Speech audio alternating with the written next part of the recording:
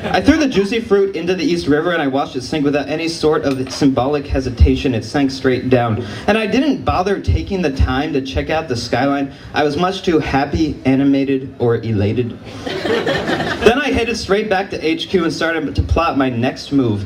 It was around that time that I thought about what my mother would tell me if she was still around. The next few days I stuck to the turf. By the end of the week I'd pocketed juicy fruits from every corner deli from Bedford, from Divisadero Street to Nassau Avenue. That was 11 corner delis by my count. That was 11 packs of juicy fruits. That was 11 packs of cigarettes. Needless to say, I took up gum chewing and retook up smoking. Needless to say, I was getting pretty damn good at the old stick gum pocket. Needless to say, by the end of the week, I was ready for a new racket. Needless to say, I'd sort of broken my agoraphobic habits and picked up, I looked this one up, kleptomaniac ones. All this time I'd silently wondered to myself, what the fuck is that guy talking about? Whenever the word was mentioned in colloquial conversation, what the fuck is kleptomania? Needless to say, I didn't know then what I know now. Needless to say, I was excited because this was finally becoming my story, not Isabel's.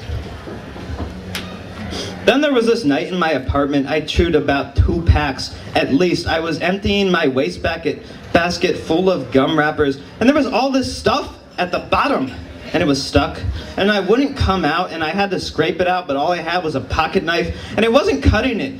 And I got the brilliant idea that what I needed was a paint scraper. What I needed was to steal a paint scraper. And then I thought, juicy fruit was getting old.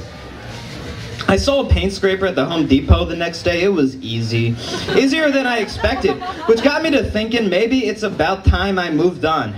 As I scraped the gum off the bottom of my wastebasket, I planned my next move. I was planning on really taking authorship now. I was ready.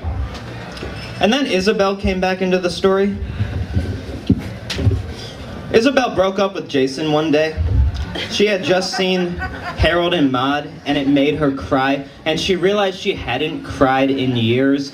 Maybe not years, but a real long time. So when Jason came home, all her stuff was packed up, and she didn't really tell Jason she was leaving him. She did it without saying anything, which was a talent of hers.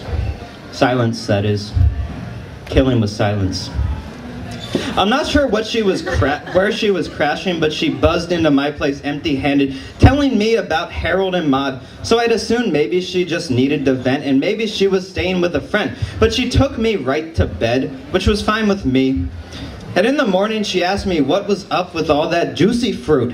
And I told her I was trying to quit smoking. Then why in hell, she said, are there dozens of empty packs of cigarettes everywhere and 2 ashtrays that say, you haven't slept in days? Well, probably, I said, because I haven't slept in days. We got to talking about life, which tended to be what most of my conversations were about those days, despite not liking it very much. Life is no walk in the park, Isabel said to me. Life is a walk in the fucking park, she continued. You could take your chances with me. It's not a very good bet, but it's a bet that can be made. I didn't look at her and I changed the subject. I asked her if she'd read Catcher in the Rye and she said she had. Well, I said, do you think the kid who borrowed Holden's sweater knew he was going to die in it? She didn't, and she said so. She started telling me that really, really wanting something makes getting it way better, but not getting it way worse. And never underestimate eye contact. And sometimes people just have to forgive each other because sometimes you were doing something else that day. She didn't leave my apartment for the next 2 days, and neither did I. We hardly talked, and it was not so bad. Actually, it was pretty good.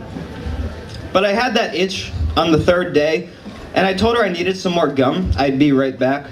She was gone when I got back. I figured she'd be back, and even if not that day, then the next, or sometime anyways, somewhere down the line. I played it cool and acted like I was happy to reclaim my story. Happy she was out of the picture now. I figured it was the Holden Caulfield thing that helped me reclaim my story.